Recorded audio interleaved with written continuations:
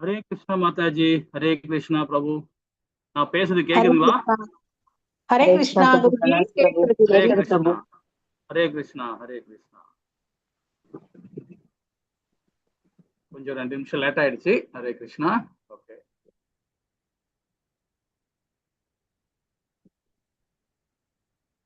அட்மின்ல யார் இருக்கா? ஹரே கிருஷ்ணா.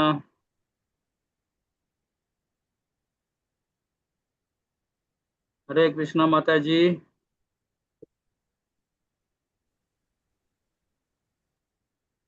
யாரும் பேச மாட்டாங்களே. அட்மின்ல யார் இருக்கீங்க மாதாஜி? ஹரே கிருஷ்ணா. சரி, உங்க கோவஸ்ட் ஆக்குறாங்க. ஓகே, சரி. ஒரு சின்ன மங்களாச்சரணம் பண்ணிடலாம்.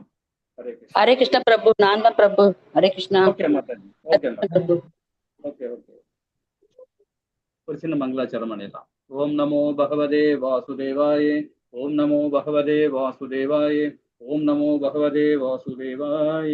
ஓம் அஞ்ஞானதிமிராந்தஸ்ய ஞானாஞ்சனயே சதாகயே சக்ஷமூமிலமேன தஸ்மை ஸ்ரீ குருவே நமக. ஸ்ரீ சைத்தன்ய மனோபீஸ்யன பூதலே ஸ்வயம் பூபகதாமாயம் ததா சிவபாதேகம்.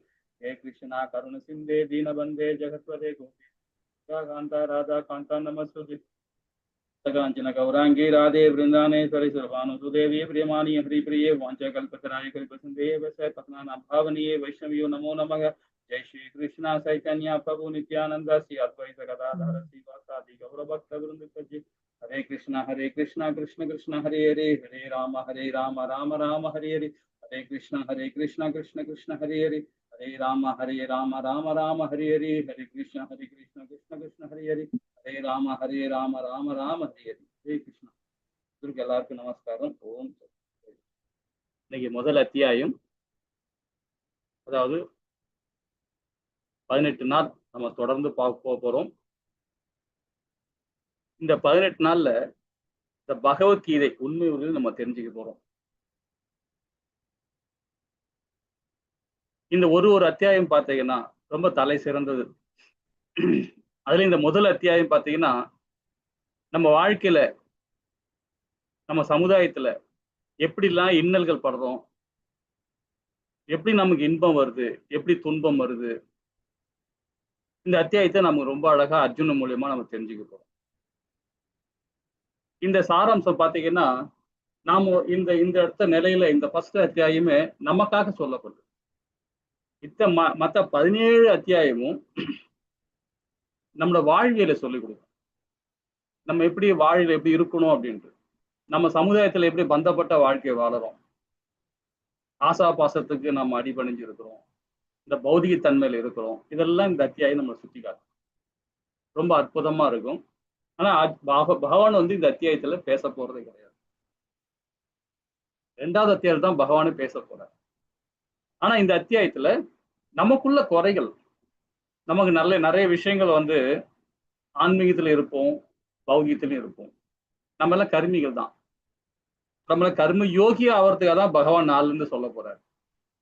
அப்ப கர்மியா இருக்கிற போது நமக்கு பொருள் மேல ஆசை இருக்கும், பணம் சம்பாதிக்கணும்னு ஆசை இருக்கும், குடும்பத்தை நல்லா கொண்டு போகணும்னு ஆசை இருக்கும். இதெல்லாம் அவசியம் வேணும், இதெல்லாம் அவசியம் வேணும். அவங்களுக்காக தான் இந்த அத்தியாயமே, முதல் அத்தியாயம். அர்ஜுனோட மனநிலை என்ன, அவன் எவ்வளவு பற்றோட இருந்தனால என்னத்தை அவன் அனுபவிச்சான், ஏன் இந்த இடத்துல வந்திருக்கிறான்றத இதுல நம்ம தெரிஞ்சுக்க போறோம் இந்த அத்தியாயம். ஆனா இது மொத்தம் 700 ஸ்லோகம். இது இந்த பகவத்கீதையே 18 அத்தியாயம், 700 ஸ்லோகம். இந்த 700 ஸ்லோகத்துல இன்னைக்கு 46 பதம் நம்ம இன்னைக்கு பார்க்க போறோம். முதல் அத்தியாயம் நாளைக்கு 72, அப்படியே குறைஞ்சிக்கிட்டு போவோம், ஏறி போய் மொத்தம் 700 ஸ்லோகம். ஆனா இந்த 46 ஸ்லோகத்தை இன்னைக்கு ஒரே நாள் பார்க்க முடியுமா, ஒரு மணி நேரத்துல பார்க்க முடியுமான்னா ரொம்ப கஷ்டம். நமக்கு என்ன இம்பார்ட்டன்ட் அதை மட்டும்தான் இதுல படிக்க போறோம். அந்த இம்பார்ட்டன்டே உங்களுக்கு ரொம்ப அதிகமான விஷயங்கள் உங்களுக்கு கொடுக்கும் இந்த அத்தியாயம். சரிங்களா? இல்ல பார்க்க போறோம். இன்னொரு விஷயம் என்னன்னு பாத்தீங்கன்னா, அங்க பகவானும் அர்ஜுனும் என்ன பேசப்பட்டாங்க, சஞ்சயன் யாரு, திருதராஷ்டிரன் யாரு அப்படின்றத இந்த அத்தியாயம் நம்ம தெரிஞ்சுக்க போறோம். இந்த உண்மை உருவில் அங்க அர்ஜுனனும் பகவானும் என்ன பேசப்பட்டாங்க, அதை நாம தெரிஞ்சுக்க போறோம். இது 4 விதமான சம்பிரதாயம் இருக்கு. 4 விதமான சம்பிரதாயத்துல இப்ப நாம படிக்கிறது வந்து பிரம்ம கௌடிய சம்பிரதாயம், மத்துவாச்சாரி. அதன் தலைமையில இப்ப இருக்கிற ஜெயபதக சாமி மகாராஜா அவருடைய தலைமையிலையும், இந்த கோவில் வந்து பாத்தீங்கன்னா இது யார் வழி நடத்துறாங்க அப்படின்னு பாத்தீங்கன்னா NAD பிரபுன்னு இருக்காரு, நாமனிஸ்டாஸ், பெங்களூர் இஸ்கான் மூலியமாக நம்ம தமிழ் லாங்குவேஜை நம்ம எடுக்கிறோம். இல்ல 12 லாங்குவேஜ் நம்ம கோவிலிருந்து எடுக்கிறாங்க. இல்ல நம்ம தமிழ்ல வந்து பிரதானமா நாம இந்த 9 மணி கிளாஸ் எடுக்கிறோம். ஓகேங்களா? சரி. இந்த பிரம்ம கௌடிய சம்பிரதாயத்தை ஆச்சாரியார் இப்ப இருக்கிற ஜெயபதக மகாராஜா இருக்காங்க. ஆனா இந்த இஸ்கான் நிறுவனத்தை தொடங்கினவர் இருக்கா இல்லையா, அவரை பத்தி நம்ம தெரிஞ்சுக்கணும் இல்லைங்களா? அவரை பத்தி ஒரு 2 நிமிஷம் தெரிஞ்சுக்கலாம். தெரிஞ்சுக்கிட்டு நம்ம கீதைக்குள்ள உள்வாங்கிட்டோம். ஓகேங்களா? ஹரே கிருஷ்ணா. அதுக்கு முன்னாடி என்னுடைய பேர் வந்து பாத்தீங்கன்னா லீகல் நேம் வந்து சிங்காரம் செல்வம். எனக்கு ஜெயபதக சாமி மகாராஜா எனக்கு வச்ச பேர் வந்து பாத்தீங்கன்னா சிங்க பலராம தாஸ். நான் வந்து இதுல குறைஞ்சது இந்த கிளாஸ் எடுக்கிறதுல ஒரு 4.5 வருஷமா கிளாஸ் எடுத்துட்டு இருக்கோம். லெவல் 1, லெவல் 2, லெவல் 3 எடுத்துருக்கோம். ஸ்ரீமத் பாகவதம் எடுத்துட்டு இருக்கோம். இல்லைன்னா சென்னையில தான் இருக்கிறேன். இப்ப அட்மின் சேவை இருக்கிறாங்க. அவங்க வந்து கீதான்னு இருக்காங்க, கீதா மாதாஜி இருக்காங்க. அதுக்கப்புறம் மீனாட்சி மாதாஜி இருக்காங்க, ரேவதி அம்மா இருக்கிறாங்க. இவங்கெல்லாம் வந்து ஸ்லோகம் படிக்கிறோம், இவங்க 2 பேருங்களும். இன்னும் நிறைய மாதாஜி எல்லாம் இருக்கிறாங்க. இப்போ அவங்கள பத்தி கொஞ்சம் சொல்லுவாங்க, அவங்களும் பேசிக்கலாம். அதே மாதிரி நீங்க எல்லாம் யாருன்றத கொஞ்சம் விரிவா தெரியும். ஏன்னா இந்த 18 நாள் மட்டும் கிடையாது. இப்ப நம்ம வந்திருக்கிற எல்லாருமே வந்து பாத்தீங்கன்னா லைஃப் லாங் நம்ம போறோம், இந்த டிராவல் பண்ண போறோம். ஏன்னா இது வந்து 18 அத்தியாயம் இது முடிச்ச பிறகு நம்ம அடுத்த லெவல் நம்ம போகணும் இல்லைங்களா? நம்ம 700 ஸ்லோகத்தை படிக்க முடியாது. குறைஞ்சு ஒரு 100 ஸ்லோகம் தான் நம்ம படிக்க போறோம் இந்த 18 நாள்ல. அதனால இதுக்கப்புறமா 700 ஸ்லோகத்தை நம்ம படிக்கும்போது ஒரு ஸ்லோகமா நம்ம நிறுத்தி படிக்கும்போது நிறைய விஷயங்கள் படிப்போம். அதனால நம்ம டிராவல் வந்து இதோட பெருசா போயினே இருக்கும். இது எல்லாமே ஆன்லைன் தான், எல்லாமே ஃப்ரீ தான். எதுவுமே காசு கட்டி நீங்க படிக்கணும் அவசியம் இல்லை. லெவல் 2, லெவல் 3 அப்படியே போயிட்டே இருக்கலாம். நிறைய விஷயங்கள் தெரிஞ்சுக்கலாம். ஆன்மீக சம்பந்தப்பட்ட நிறைய விஷயங்கள் நீங்க தெரிஞ்சுக்கலாம். ஓகேங்களா? கீதா மாதாஜி உங்களை இன்ட்ரோடியூஸ் பண்ணீங்க, ரேவதி மாதாஜி, மீனாட்சி மாதாஜி எல்லாம் இன்ட்ரோடியூஸ் பண்ணீங்க. எல்லாருமே நீங்க எல்லாருமே கிளாஸ்ல உங்க எல்லாருமே உங்க நேம் என்ன பண்றீங்க அப்படின்ற சொல்லலாம். ஹரே கிருஷ்ணா. கீதா மாதாஜி ஹரே கிருஷ்ணா. மீனாட்சி மாதாஜி, ரேவதி மாதாஜி இருக்கீங்களா? ஹரே கிருஷ்ணா, இருக்கேன் குருஜி. சொல்லுங்க. என் பேர் மீனாட்சி. சொல்றேன் நான். என் பேர் மீனாட்சின்னு பேரு. நான் ஸ்ரீரங்கத்துல இருக்கேன். இருக்கிறது ஸ்ரீரங்கம், பட் மதுரை 2 பொண்ணு எனக்கு. மதுரையில கொஞ்ச நாளைக்கு, ஃபாரின்ல இப்ப அமெரிக்கால இருக்கேன். திருப்பி ஸ்ரீரங்கத்துக்கு வந்துருவேன். வந்து நான் என்னன்னா யூடியூப் பார்க்கும் பொழுது சாரோட ஸ்பீச் கேட்டேன். முதல்ல நான் 2 வருஷத்துக்கு முன்னால சும்மா ஒரு சாதாரணமா போனை நோண்டிட்டு இருக்கும்போது இவரோட ஸ்பீச் கேட்டு எனக்கு இம்ப்ரெஸ் ஆகி, அதுக்கப்புறமா நான் வந்து இதோட லிங்க்ல வந்து கிட்டத்தட்ட 2 வருஷமா இதுல டிராவல் பண்ணிட்டு இருக்கேன். நிறைய விஷயங்கள் வாழ்க்கையில, நிறைய குழப்பங்கள், சண்டைகள், ஒருத்தருக்கொத்தர் மனஸ்தாபங்கள், அன்பு இல்லாம இருக்கிறது, பொறாமைகள், அதெல்லாம் நமக்குடையே பிறந்தது. இதெல்லாம் அதுக்காக எல்லாருக்கும் இருக்குன்னு நான் சொல்ல வரல.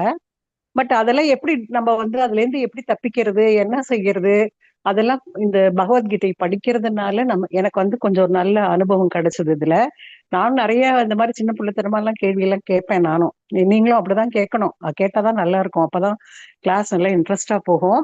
அதனால நீங்களாம் ரொம்ப இப்ப வந்திருக்கிற அத்தனை ஸ்டூடெண்ட்ஸும் வந்து ரொம்ப கிஃப்டட்.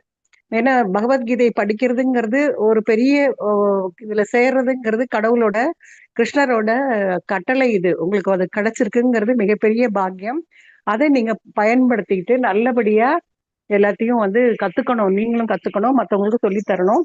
வாழ்க்கையோட ஒட்டியே நம்ம ஜென்மங்கள், இந்த ஜென்மம் நமக்கு முடியணும், இந்த ஜென்மம் நமக்கு வேண்டாம் போதும் அப்படின்னு நம்ம நினைச்சோம் அப்படின்னா கிருஷ்ணர் காலை பிடிச்சு நல்லபடியா வந்தோம் அப்படின்னு சொன்னா பல சிக்கல்கள்ல இருந்து வெளியில வரலாம்.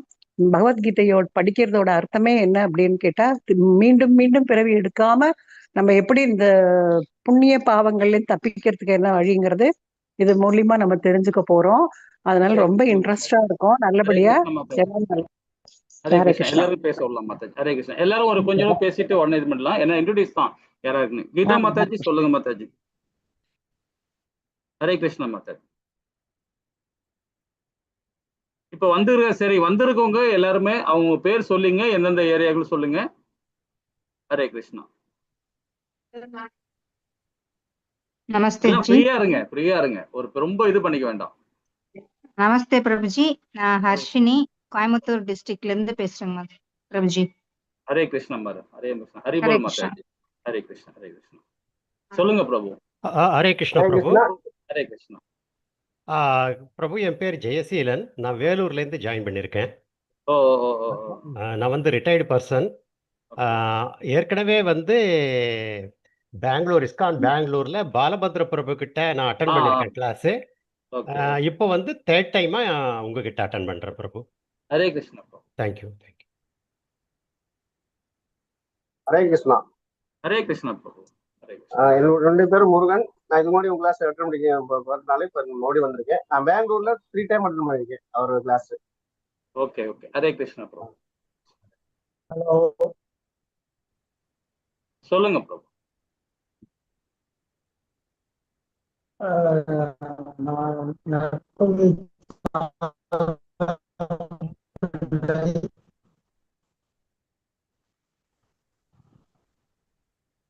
உங்க பேர் சரியா, உங்க வாய்ஸ் சரியா கிடைக்கல, சிக்னல் ப்ராப்ளம் இருக்குது. ஓகே.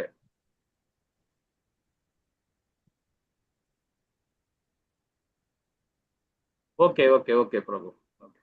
ஹரே கிருஷ்ணா. ஹரே கிருஷ்ணா. ஹரே கிருஷ்ணா. சொல்லுங்க பிரபு. என் பேர் ரவிச்சந்திரன், மதுரையில இருந்து. சொல்லுங்க பிரபு. மதுரையில இருந்து அட்டன் பண்றேன். ஹரே கிருஷ்ணா பிரபு. வணக்கம். ஹேண்ட் ரைஸ் பண்ணிருக்கீங்க சுதாசகன் சொல்லிட்டு, யார் சொல்லுங்க. ஹரே கிருஷ்ணா பிரபு. ஹரே கிருஷ்ணா. ஹரே கிருஷ்ணா மாதாஜி. ஹரே கிருஷ்ணா. பெங்களூர்ல இருந்து பிரபு மாலதி. ஹரே கிருஷ்ணா. தெரியுது மாதாஜி. சொல்லுங்க மாதாஜி. சொல்லுங்க. ஹரே கிருஷ்ணா. ஹரே கிருஷ்ணா பிரபு. பெங்களூர்ல இருந்து முத்துலட்சுமிங்க பிரபு. ஹரே கிருஷ்ணா. ஹரே கிருஷ்ணா. தெரியுது மாதாஜி. ஹரே கிருஷ்ணா. ஹரே கிருஷ்ணா. கேக்குது மாதாஜி. ஹரே கிருஷ்ணா பிரபு. ஹரே கிருஷ்ணா. ஜோதி இளங்கோ ஏதோ கேள்வி பார்த்த மாதிரி. ஹரே கிருஷ்ணா பிரபு. ஹரே கிருஷ்ணா மாதாஜி. ஹரே கிருஷ்ணா. நான் மதுரையில இருந்து பேசுறேன் பிரபு. நான் மதுரையில இருந்து உங்களோட கிளாஸ் நான் ஃபர்ஸ்ட் டைம் அட்டெண்ட் பண்றேன். ஆனா வேற கிளாஸ் அட்டெண்ட் பண்ணிருக்கேன் பிரபு. உங்களோடது லெவல் 2 கொஞ்சம் அட்டெண்ட் பண்ணிருக்கேன். ஹரே கிருஷ்ணா மாதாஜி. ஹரே கிருஷ்ணா. ஹரே கிருஷ்ணா பிரபுஜி. ஹரே கிருஷ்ணா மாதாஜி. என் பேர் சுதா சாகர். நான் மதுரையில இருந்து பகவத்கீதா கிளாஸ் இது ஆக்சுவலா செகண்ட் டைம் அட்டெண்ட் பண்றேன். இங்க மதுரையில இருக்கிற இஸ்கான் இதுல ஆல்ரெடி அட்டெண்ட் பண்ணிருக்கேன். நன்றி ஜி. ஹரே கிருஷ்ணா மாதாஜி. நன்றி. பகவானுக்கு சொல்லுங்க. ஹரே கிருஷ்ணா. சரி. ஹரே கிருஷ்ணா. ஹரே கிருஷ்ணா. சரி, இப்ப நாம செக்ஷனுக்குள்ள போலாம். இந்த தொடர்ந்து அப்படியே நீங்க எல்லாருமே அப்படியே கண்டினியூயா வந்தா ரொம்ப நல்லா இருக்கும். நிறைய விஷயங்கள் நம்ம. ஹரே கிருஷ்ணா. ஹரே கிருஷ்ணா மாதாஜி. பிரபு இந்த இவங்களை ஹோஸ்ட் பண்ணிருங்க பிரபு. அவங்கதான் உங்களுக்கு அட்மின். கோலோக பவானி டிவி. கோலோக பவானி கீதா மாதாஜி. கோலோக பவானி போட்டிருக்கேனே. கீதா பவானியா மாதாஜி? அந்த கீதா இல்ல, கோலோக பவானி. அவங்கதான் உங்களுக்கு அட்மின் பிரபு. அவங்கதான் அட்டெண்டன்ஸ் லிங்க் போட போறாங்க. ரூபா கோலா கோலோக பவானி தமிழ்னு போட்டிருக்காங்க பாருங்க. TAM. Okay okay okay okay okay. Mataji hand rice பண்ணிக்கங்க மாதாஜி. பண்றேன் மாதாஜி. ஹேண்ட் ரைஸ் பண்ணிக்கோங்க பிரபு. ஹோஸ்ட் பண்ணிருக்கோம். ஐயா வணக்கங்க ஐயா. என் பேர் விஜயகாந்த். ஹரே கிருஷ்ணா பிரபு.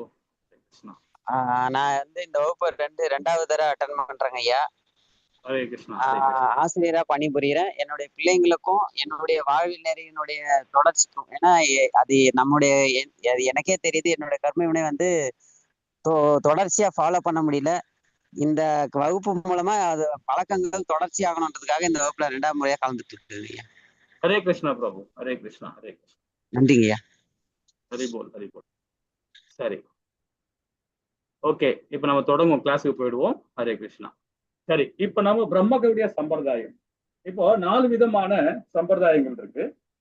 அதுல நம்ம பாக்குறது வந்து பாத்தீங்கன்னா நம்ம ஆச்சாரியார், இவர் 32வது ஆச்சாரியா இருக்கார் பிரம்மகவுடிய சம்பிரதாயத்துல. பெரிய பக்தி வேதாந்த சுவாமி ஸ்ரீல பிரபுபாதா அவருடைய குரு அந்த சீட பரம்பரையோட ஆச்சாரிகள் மூலமா என்னென்ன சொல்லப்பட்டாங்களோ ரொம்ப அழகாக வந்து அங்க பகவானும் அர்ஜுனன் என்ன பேசப்பட்டாங்களோ அது ரொம்ப அழகா நமக்கு நேரடியா கொடுக்குறாரு, ரொம்ப அற்புதமா கொடுக்குறாரு. ஏன்னா அவருடைய குரு என்ன சொன்னாரோ அதை அப்படியே கடைபிடிக்கிறார், ரொம்ப அற்புதமா கடைபிடிக்கிறார். இப்ப பிரம்மகவுடிய சம்பிரதாயத்துல இந்த இஸ்கான் நிறுவனத்தை தொடங்கி இந்த நிறுவனத்தின் மூலியமாக முழுக்க முழுக்க பகவான் என்ன பேசினார், அவரோட என்ன இருக்கு, அவருடைய கீதை என்ன, உபநேசம் என்ன, அவருடைய லீலை என்ன, அவருடைய வைபவத்தை என்ன, ரொம்ப அழகா ஒரு 84 புக்கு அவருடைய வாழ்நாள்ல எழுதியிருக்கிறார். ரொம்ப அற்புதமா இருக்கு. ஸ்ரீமத் பாகவதம், ஸ்ரீமத் பகவத்கீதை, எவ்வளவு நிறைய விஷயங்கள் எழுதியிருக்கிறார். அதெல்லாம் படிக்க படிக்க பாத்தீங்கன்னா வியாத வியாசரே இப்ப இருந்தாருன்னா அசந்துருவார். அந்த அளவுக்கு ஒரு ரொம்ப எல்லா லாங்குவேஜும், வேர்ல்டுல இருக்கிற எல்லா லாங்குவேஜ், இல்லாத லாங்குவேஜே கிடையாது நம்ம ஸ்ரீமத் பகவத்கீதைய. அவ்வளவு அற்புதமா சில பிரபுபாதா எழுதியிருக்கிறார். இன்னைக்கு பாத்தீங்கன்னா உலகத்துல முக்கியமான யூனிவர்சிட்டிங்க, இப்ப டீச்சர்ஸ் இருக்கிறாங்க, எல்லாருக்கும் தெரியும். முக்கியமான யூனிவர்சிட்டியில பாத்தீங்கன்னா கூட எல்லா யூனிவர்சிட்டியிலுமே இந்தோட இஸ்கானோட சில பிரபுபாதாவோட போதனை தான் இருக்கும். நம்முடைய சனாத தர்மத்து மூலியமாக இந்த புக்கு, இந்த பகவத்கீதை புக்கு தான் எல்லா யூனிவர்சிட்டியில, நிறைய யூனிவர்சிட்டியில கொடுக்கலாம். அதே மாதிரி பாத்தீங்கன்னா அரேபியன்ல, சவுதி அரேபியால உள்ள யூனிவர்சிட்டியில அந்த மன்னரே வந்து இதை படிக்கணும்னு சொல்லிட்டு ஒரு கிளாஸ் எடுத்து நடத்தினா. நம்ம அகண்ட பாரதேசத்துல இல்ல, ஸ்ரீமத் பகவத்கீதைய நம்ம அகண்ட பாரதேசத்துல கவர்மெண்ட்டுக்கு இடம் கொடுக்கல. ஆனா சவுதி அரேபியால ஒரு முக்கியமான பார்ட்டா ஒரு கிளாஸ் எடுத்து நடத்துறாங்க. அது எந்தன்னா இப்ப நம்ம படிக்கிறோமே இதே புக்கு தான். ஏன்னா நிறைய பேர் புக்கு எழுதுவாங்க. இப்ப கவிஞர் கண்ணதாசன் இருக்கிறாரு, எவ்வளவு பேர் புக்கு எழுதியிருக்கிறாங்க. அதெல்லாம் பௌதிகமான எழுதுவாங்க, பௌதிகவாதிகள். இவங்கெல்லாம் ஆன்மீகவாதிகள். இவங்க குருசீட பரம்பரை வர ஆச்சாரிகளை எழுதுற புக்கு நம்ம படிக்கணும், அவங்களுடைய போதனையை நம்ம கேட்கணும், இல்லைங்களா? சரி, இந்த ஆச்சாரியை பத்தி நம்ம ஒரு சின்ன ஒரு 2 நிமிஷம் இவரை பார்த்தலாம், இவரை படிச்சிடலாம். அவர் எதனால வந்து இந்த இதுல உள்ள வந்தாரு அப்படின்றத நம்ம தெரிஞ்சுக்கலாம். இவர் 1896 கல்கத்தாவுல பிறக்கிறார். ஸ்ரீல பிரபுபாதா ஒரு வைஷ்ணவ குடும்பத்துல தான் பிறக்கிறார். அவருடைய தெருவிலேயே ஒரு கிருஷ்ணர் கோவில் ஒன்று இருக்கு. பகவான், அது ராதையும் கோவிலும் ரொம்ப அழகான ஒரு கோவில், சின்ன கோவில். அவங்க தந்தையாரும் தாயாரும் அந்த கோவிலுக்கு ரெகுலரா போவாங்க. அது மாதிரி போற வழக்கம் இவருக்கும் பாத்தீங்கன்னா அவங்க அப்பா கூட சேர்ந்து எல்லாத்தையும் என்னென்ன பண்ணமோ எல்லாம் செய்யறாரு. கூட இருந்துட்டு அப்பாக்கு அம்மாக்கு ஹெல்ப் பண்றாரு. அந்த மாதிரி பக்தி சேவையில சின்ன பிராயத்திலிருந்தே, குழந்தையிலிருந்தே அப்படியே வர ஆரம்பிச்சார். அப்புறம் ஒரு காலேஜ் முடிச்சார், படிப்பு உயர்கல்வியெல்லாம் முடிச்சு அப்புறம் காலேஜுக்கு போனார். காலேஜில் போன பிறகு பார்த்தீங்கன்னா அவருடைய லைஃபே வந்து டேர்ன் ஆகுது. காரணம் என்ன பார்த்தீங்கன்னா, சுபாஷ் சந்திர போஸோட அந்த இதுல போய் சேர்றார். சேர்ந்து சுதந்திர போராட்டத்துக்கும் அது கலந்துக்கிட்டார்.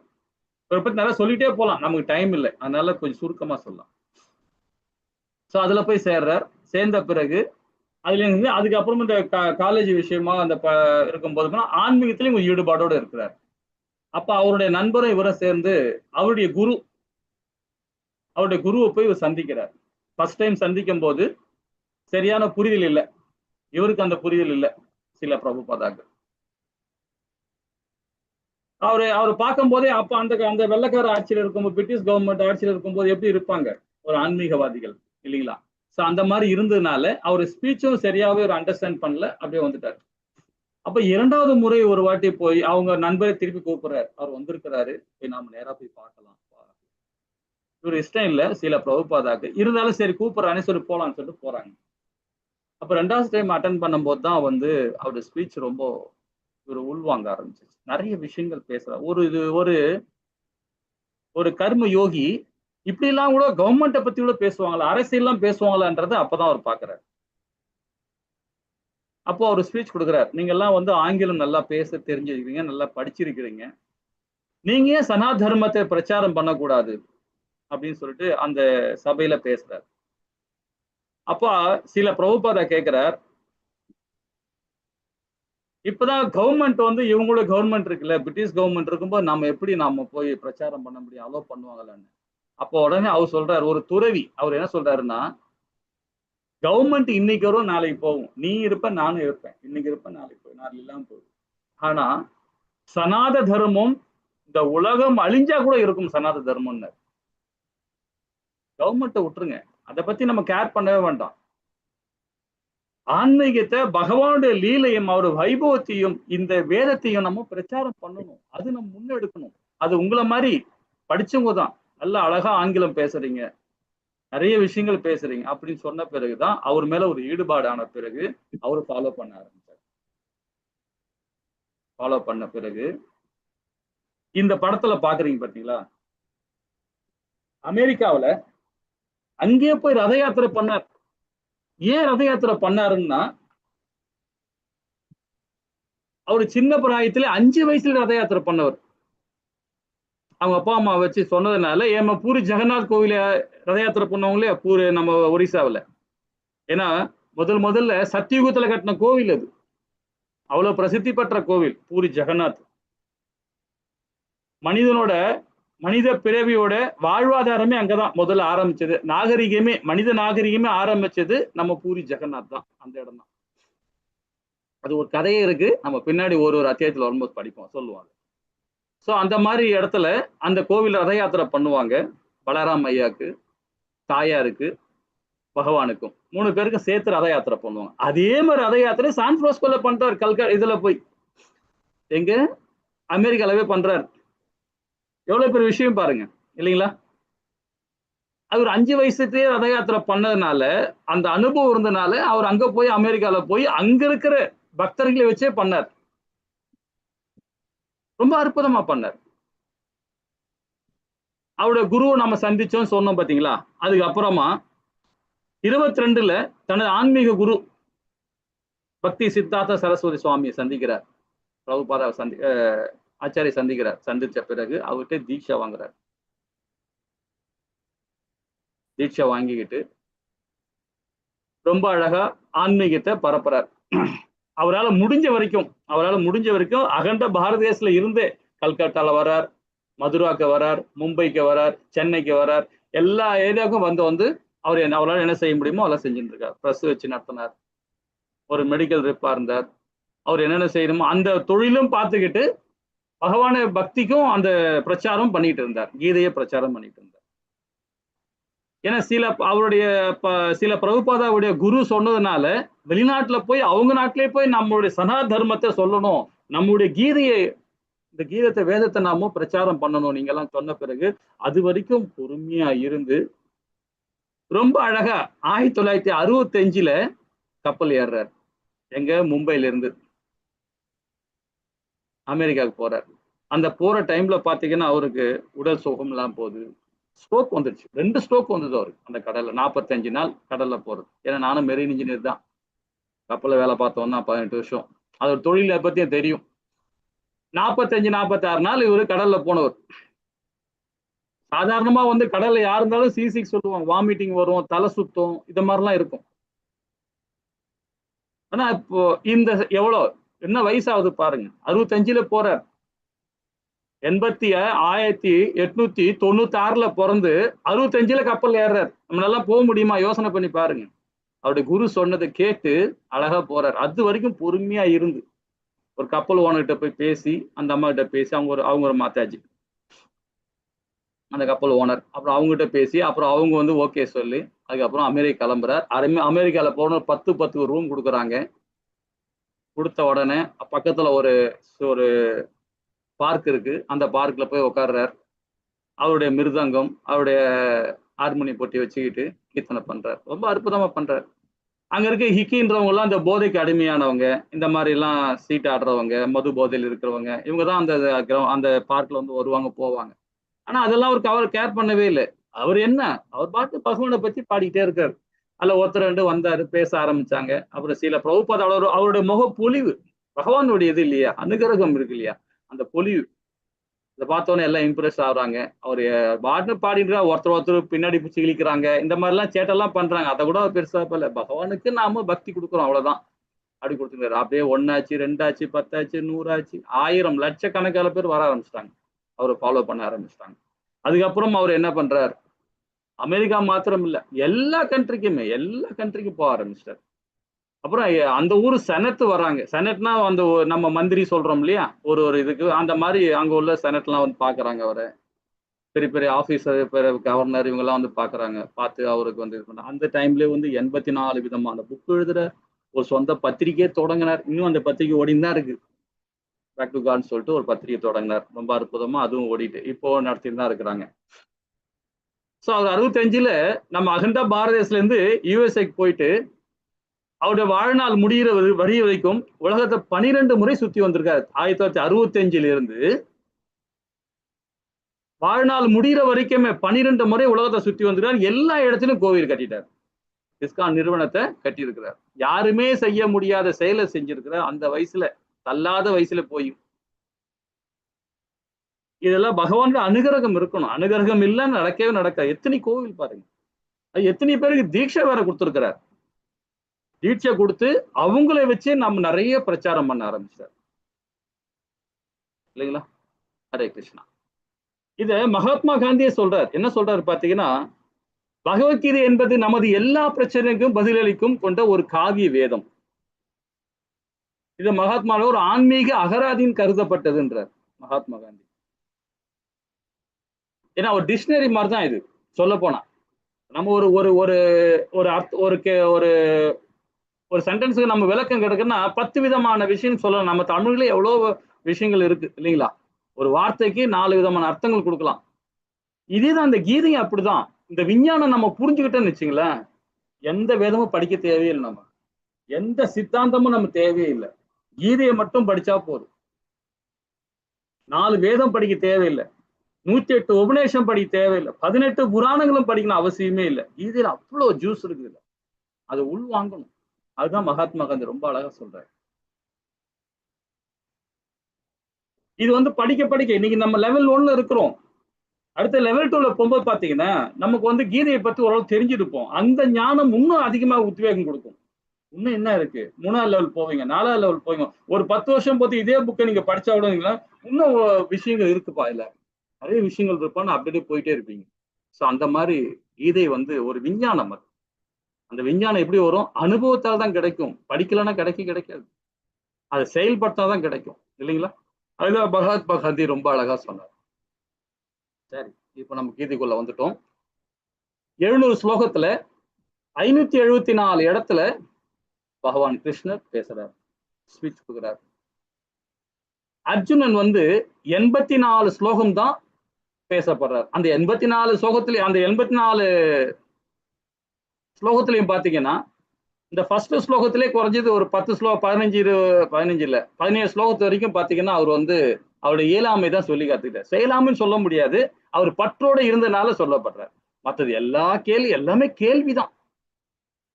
எல்லாமே கேள்வியா கேட்கிறாரு அர்ஜுனன். நாமளும் கேள்வி கேட்கணும் இல்லைங்களா. கேட்போம், நீங்க கேட்பீங்க, கண்டிப்பா கேட்பீங்க, எல்லாரும் கேள்வி கேட்பீங்க.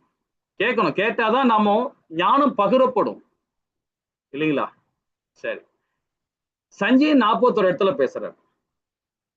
சஞ்சயன் யாருன்றதை இப்ப சொல்லிடலாம். அவர் ஒரு காரியதேசி. யாருக்கு, திருதராஷ்டிரர் கூட. அதுக்கு முன்னாடி அவரை பத்தி சொல்லணும், ஒரு தேரோட்டியா இருக்கிறார். இரண்டாவது பகவான் வியாதவியாசரோட சிஷ்யம் அவரு. ஏன் அவர் இங்க பேசப்படுறாரு அப்படின்னு பாத்தீங்கன்னா, திருதராஷ்டிரருக்கு கண்ணு தெரியாது இல்லையா. பூர்வீகம் அவருக்கு வந்து கண்ணு தெரியாம போச்சு அவருக்கு ஆரம்பத்துல. அப்போ வியாதவியாசர் கேட்கிறார், உனக்கு வந்து கண்ணு தெரியாது இல்லையா, நீ ஒரு சக்கரவர்த்தியா இருக்கிற, இந்த அகிலண்டுக்கு சக்கரவர்த்தியா இருக்க, அதனால வாரில் நடக்கிற விஷயம் நீ பார்க்கணும், ஆனா உன் கண் பார்வையை உனக்கு கொடுக்குறேன், அந்த பவர் கொடுக்குறேன் அப்படின்ற. எனக்கு வேண்டாம், என்னுடைய காரிய செக்ரட்டரி கொடுத்துரு அப்படின்றார். சரி, ஓகே, அவன் என் சிஷியன் தான், நான் கொடுத்துறேன்னு சொல்றாரு. அப்ப அவருக்கு வந்து சஞ்சயனுக்கு இன்னொரு சிறப்பு அம்சமும் கொடுக்குறாரு. என்ன கொடுக்குறாரு பாத்தீங்கன்னா, அங்க வார்ல நீ யாரெல்லாம் பாக்குறியோ அவங்களுடைய உள் மனநிலை. இப்போ இவர் இருக்காரு, யுதிஷ்டிர மகாராஜா சண்டை போட்டு இருக்காருன்னா அவர் என்ன சிந்திக்கிறான்றத விட இவருக்கு தெரியும். அந்த சக்தி இவர் கொடுக்குறாரு சஞ்சயனுக்கு.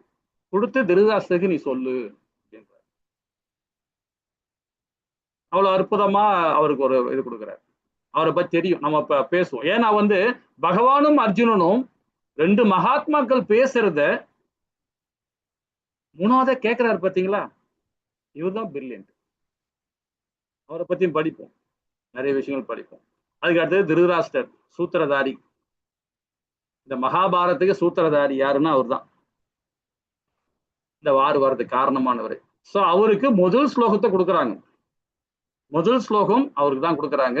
ஒரே ஒரு ஸ்லோகம் தான் பேசுறார். அதுக்கப்புறமா முடிக்கிறது யாரு முடிக்கிறாருன்னா இதே சஞ்சயன் தான் முடிப்பார். கடைசியா 5வது ஸ்லோகம், 5 ஸ்லோகத்தில் முடிக்கிறார். அப்பமா ஹரே கிருஷ்ணா.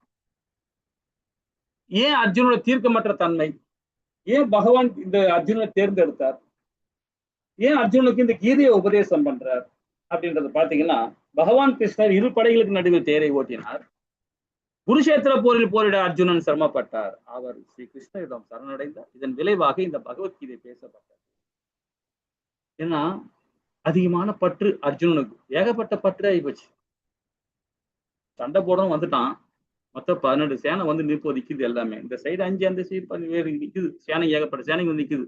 நின்றுட்டு இந்த இதுல வந்து நான் வார் பண்ண மாட்டேன், போய் தேரை கொண்டு நடுவில் நிறுத்துறான்னு சொல்லிட்டான் பகவான் கிட்ட போய்.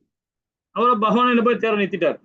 2 பக்கம் சுத்தி பாக்குறான். இந்த சைட பார்த்தா, இந்த சைடுல பார்த்தா எல்லாம் தாத்தா மாமா அச்சா மச்சா இங்க இருக்காங்க. இந்த சைடுல பார்த்தா அண்ணன் தம்பி உறவு சம்பந்தி கிம்பந்தி இந்த சைட்ல இருக்கிறாங்க. எல்லாம் சொந்தக்காரா இருக்காங்க, நண்பரா இருக்காங்க, நாட்டு மக்களா இருக்காங்க. இது எப்படி நான் கொல்ல முடியும் நிக்கிறான். ஏன்னா அதுக்கு முன்னாடி நீ சொல்ல வேண்டானே, இவ்வளவு சேனையை வந்தாச்சு, நடுவில் கொண்டாந்து தேரையை நிறுத்தி வச்சு இப்போ வந்து பண்ண மாட்டேன்றேன். அப்பதான் பகவான் அவனை மாயத்தூண்ட கட்டுண்டு வைக்கிறார். கட்டுண்டு வச்சு அவனுக்கு இந்த கீதையை உபதேசம் பண்ண ஆரம்பித்தார். நாமளும் மாயத்தான், இந்த உடலும் மாயத்தான். இதை பத்தில ரொம்ப விளக்கமா நம்ம ஒரு அத்தியாயத்துல படிச்சுன்னு வருவோம். இப்ப நம்ம வீட்டுல பாத்தீங்கன்னா, நம்ம பிள்ளை ஏதோ தப்பு பண்ணிட்டான், கொலையே பண்ணிட்டான். ஒரு எக்ஸாம்பிளா சொல்றேன். நீங்க என்ன பண்ணுவீங்க? கொலை பண்ணிட்டானே, தப்புதான், என்ன பண்ற, நம்ம பிள்ளையாச்சே, காப்பாத்தணும் இல்லையா, ஏதாவது ஒண்ணு செய்யணும் இல்லையா. கோர்ட்ல போய் எப்பா அவனுக்கு எப்படியாவது இது பண்ணி கொடுங்க, காப்பாத்தியாவது விடுங்க, அனுபவிக்கிட்டோம், ஜெயில அனுபவிக்கிட்டோம், ஆனா காப்பாத்தியாவது விடுங்க, ஏதாவது செய்யுங்க, ஏதாவது செய்ய. நம்ம ஒரு தர்மத்தை நாம சொல்லி அதாவது சொல்லுவோம், என் பிள்ளைய காப்பாத்தியா நம்மள பாசம். அப்ப தன்னுடைய கடமையை விட்டார். அதேதான் அர்ஜுனோட மனநிலையே அப்படிதான் இருக்கு. எழுத்தாப்ப என் தாத்தன் பீஷ்மர் இருக்கான், என் குரு துரோணாச்சாரியர் இருக்கான், என் அண்ணன் இவன் துரியோதனன் இருக்கான், என் தம்பி இருக்கான், இவெல்லாம் இருக்கானுங்க, மாமா இருக்கான், சகுனி இருக்கான், கிருபாச்சாரியா இருக்காரு, சல்லியன் மாமா சல்லியன் இருக்காரு, இவங்க எல்லாமே சொந்தக்காரங்க, அண்ணன் தம்பி இருக்காங்க. எப்படிதான் கொல்ல முடியும் நிக்கிறான் அர்ஜுனன். எப்படி கொல்ல முடியும்னு அந்த மனநிலை உண்மையான மனநிலை தான். நமக்கும் அதே நிலை தான் இல்லைங்களா. ரொம்ப அழகா வந்து இதுல ஒண்ணா பார்த்துட்டு வரலாம். ஓகேங்களா. இப்ப அர்ஜுனோட யோகம், அர்ஜுனோட கவலை என்ன பார்ப்போம். இப்ப இந்த அத்தியாயத்தை மொத்தம் 46 ஸ்லோகம் இது. இந்த அத்தியாயத்துல இதை நாம 4ஆ பிரிச்சிருக்கிறோம். 4ஆ பிரிச்சு முதல் பாட்டு 1ல இருந்து 11வது ஸ்லோகம் வரைக்கும் பாத்தீங்கன்னா பகவத்கீதை உரைக்கப்பட்ட சூழ்நிலை. இப்ப நம்ம கீதையை பார்க்கும்போது அந்த நேரத்துல என்ன சூழ்நிலை இருந்தது அதை பார்க்க போறோம். 2வது வந்து மங்களம் பொருந்திய பகவான் கிருஷ்ணர், அதாவது 12ல இருந்து 20 பதம் வரைக்கும். பகவான் மங்களகரமானவர் இல்லையா. எந்த இடத்தெல்லாம் இருக்கிறாரோ அங்கெல்லாம் தாயார் இருப்பாங்க, கனகவல்லி தாயார், லட்சுமி தாயார் இருப்பாங்க. அங்க எங்கெல்லாம் பகவான் இருக்கா அங்கெல்லாம் ஜெயம், மங்களம் பொருந்திய பகவான் இல்லையா. அதை பத்தி பார்க்க போறோம்.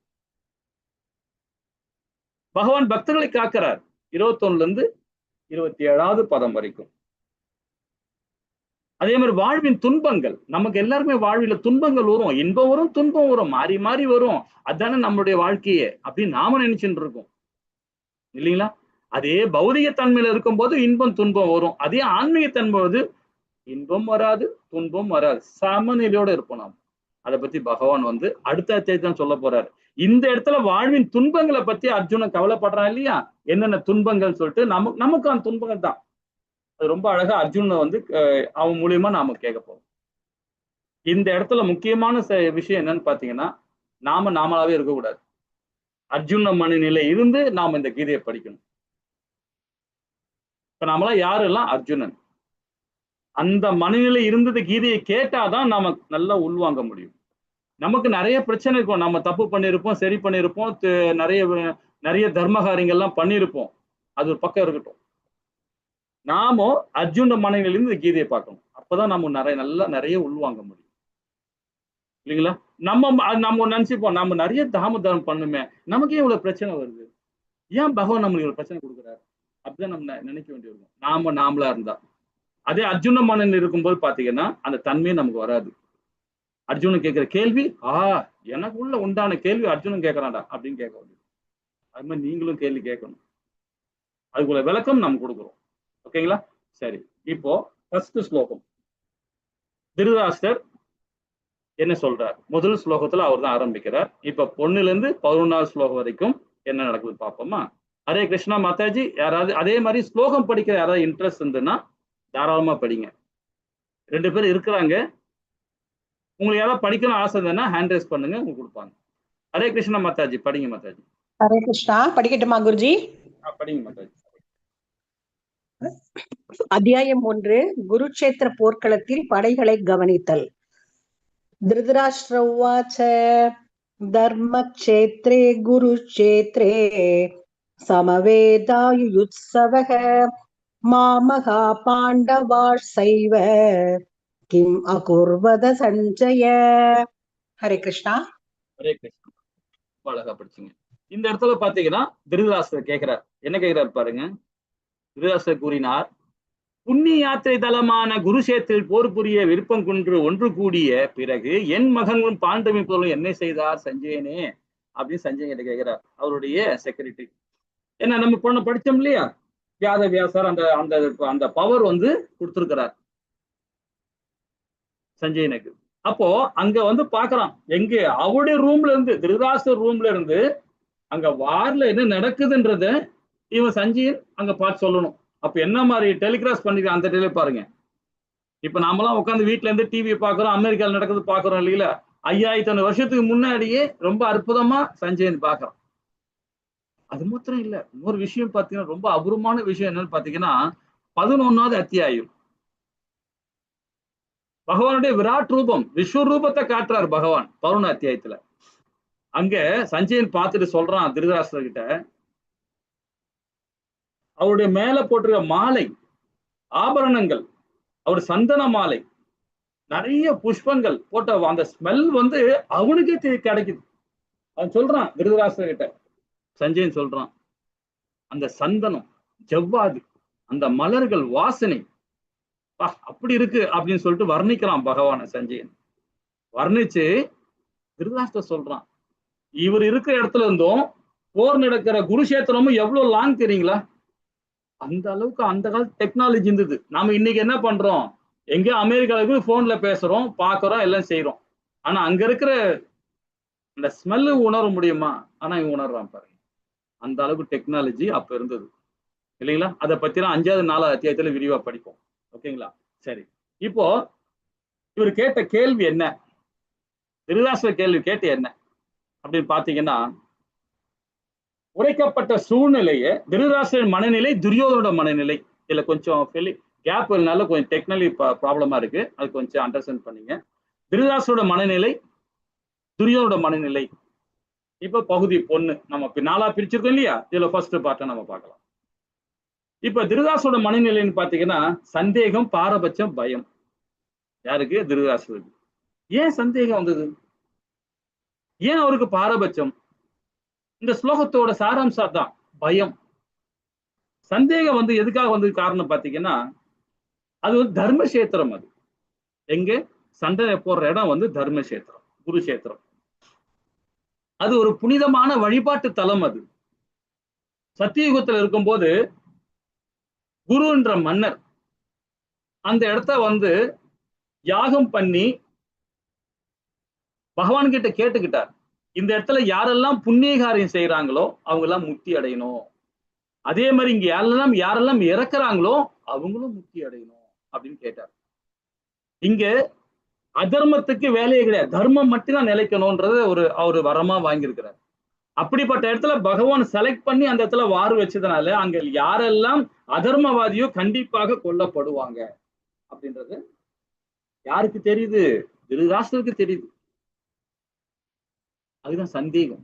இது இல்லாம நான் தன்னுடைய பிள்ளைகள் எல்லாமே அதர்மவாதிகள்ன்றது அவங்க நல்லாவே தெரியுது. அப்ப தர்மம்னா என்ன? நாட்டின் சட்டமா இருக்கணும். இப்ப இருக்கிற சட்டம் எங்க நாட்டின் தர்மம்? அப்பெல்லாம் பார்த்தா அந்த காலத்துல பாத்தீங்கன்னா வேத சட்டம் பௌதிக சட்டம். பௌதிக சட்டம்ன்றது நம்முடைய கவர்மெண்ட் போற சட்டம். அப்ப வேத சட்டமும் கவர்மெண்ட் சட்டமும் ஒன்னா இருந்தது அந்த காலத்துல. ஆனா இப்போ கவர்மெண்ட் சட்டம் எப்படி இருக்கு, ஆன்மீக சட்டம் கீழே போயிடுச்சு. அப்ப அதர்மம் வரதான் செய்யும் இல்லைங்களா? அதர்மம் இருக்குதான் செய்யும். நம்ம அதெல்லாம் பார்த்து பகவானுங்கிட்ட அடிபணியணும். அடிபணிஞ்சு நாம சரணாகணும். அப்போ தர்மத்தை நாம ஃபாலோ பண்ணும். அரசு நற்குணிகளை காக்குது எது? தர்மம் தான். இன்னைக்கு நாம தர்மத்தை ஃபாலோ பண்ணணும், சாஸ்திரங்களை ஃபாலோ பண்ணணும், சம்பிரதாயங்களை நம்ம ஃபாலோ பண்ணணும். ஆனா இவனுடைய மனநிலை என்ன பாத்துங்க, அது ஒரு குருஷேத்திரம், அங்க போர் பண்றவங்க கண்டிப்பாக அதர்மவாதிக்கு இடம் கிடையாது அப்படின்றது யாருக்கு தெரியுது? திருதராஷ்டிரருக்கு தெரியுது. இப்போ வாழ்க்கைக்கான பாடம் நமக்கு என்ன புரிஞ்சுக்கிறோம் அப்படின்ற ஸ்லோகத்துல பாத்தீங்கன்னா, தர்மத்தை கடைபிடிக்கணும். நாம எல்லாருமே தர்மம் நம்மளை பாதுகாக்கும் இல்லைங்களா? நம்ம முன்னோர்கள் என்ன சொன்னாங்க, நம்ம பாட்டனார் என்ன சொன்னார், முப்பாட்டனார் என்ன சொன்னாங்க, அதை நம்ம ஃபாலோ பண்ணணும். சும்மா சொல்லல, அவங்களாம் அனுபவிச்சு சொன்னாங்க. அதுதான் அது. நம்ம அதை கண்டிப்பா ஃபாலோ பண்ணணும் இல்லைங்களா? நம்ம வீட்டுல பிள்ளைகள், நம்ம பிள்ளையா இருந்தோம்னு வச்சுக்கலாம், கண்டிப்பா தாய் தந்தையர் பேச்ச கேட்கணும். அதுதான் தர்மம், நம்மளுடைய தர்மம். அதே மாதிரி பிள்ளைகள் சொல்றதையும் தாய் தந்தையரை கேட்கணும், அவங்களுடைய உணர்வுக்கு மதிப்பு கொடுக்கணும். அதுதான் தர்மம். அவங்களையும் நம்மளுடைய முன்னோர்கள், நம்ம அதை பத்தி இன்னும் விரிவா படிக்கலாம். இப்ப நமக்கு நேரம் இல்லை, அதனால கொஞ்சம். ஏன்னா நம்முடைய பிள்ளைகள் யாரு? நம்மளுடைய முன்னோர்கள், நம்மளுடைய முப்பாட்டனார்கள், பாட்டனார்கள். நம்ம பண்ண கர்ம காரியத்து, அந்த பாவ கர்ம புண்ணிய கர்மம், அதுக்கேற்ற மாதிரி தான் நம்ம பிள்ளைகள் நமக்கு கிடைக்கும், வரமா கிடைக்கும். அது நாம எழுதப்பட்டது, இது பகவான் கொடுக்கப்பட்டது இல்லை, நாம எழுதுறது. அப்ப தர்மத்தை நம்ம கண்டிப்பா கடைபிடிக்கணும். அப்பதான் நம்மள தர்மம் காப்போம் இல்லைங்களா? ஹரே கிருஷ்ணா. பயம் ஏன் வந்தது திருதராஷ்டிரருக்கு? பற்றுதல், தனது என்ற பற்றுதல். ஒரு பொருள் மேலேயோ ஒரு உயிர் மேலேயோ அதிகமான பற்றுதல் இருக்கும்போது எப்படியுமே நாம தர்ம சங்கடமான நிலையில போயிடுவோம் இல்லைங்களா? அப்ப அதர்மம் நடப்பதான் அவருக்கு நல்லா தெரியுது. பற்றுதல்னால்தான் நாம அதர்மம் நடக்குது. இப்போ துரியோதன மேல அதிகமான பற்று. இவரு பட்டாபிஷேகம் பண்ணாத ஒரு சக்கரவர்த்தி, அங்க குறைபாடு உள்ளவர் திருதராஷ்டிரர். ஆனா தன்னுடைய பிள்ளை தான் வரணும்னு நினைக்கிறார்.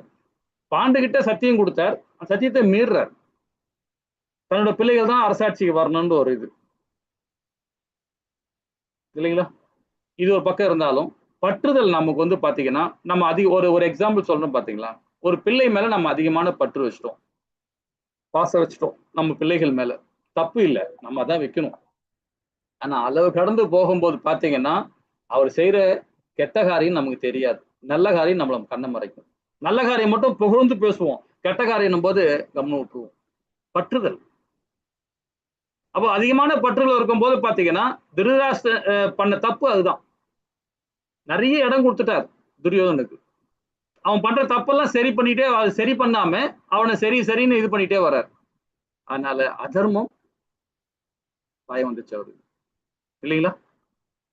ஹரே கிருஷ்ணா. அப்ப அளவுக்கு அதிகமான பற்றுதல் கவலைகளை ஏற்படுத்தும். நம்ம ஒரு கடை, ஒரு மாமி ஒரு சேலை கட்டியும் போறாங்க, அருமையான சேலை. ஒரு மாமி பாக்குறாங்க, ஆஹா சூப்பர் சேலைப்பா, இது நல்லா இருக்குப்பா, நம்ம வீட்டை போய் எவ்வளவுமா சேலை இது, நான் இங்க இந்த சரவணா ஸ்டோர் இங்கதான் வாங்கினேன், பாண்டு பஜார்லாம் வாங்கினேன், இந்த கடையில வாங்க அந்த காலம் சொல்லிடுச்சு அந்த அம்மா. உடனே என்ன பண்ணுது, வீட்டுக்கு போச்சு.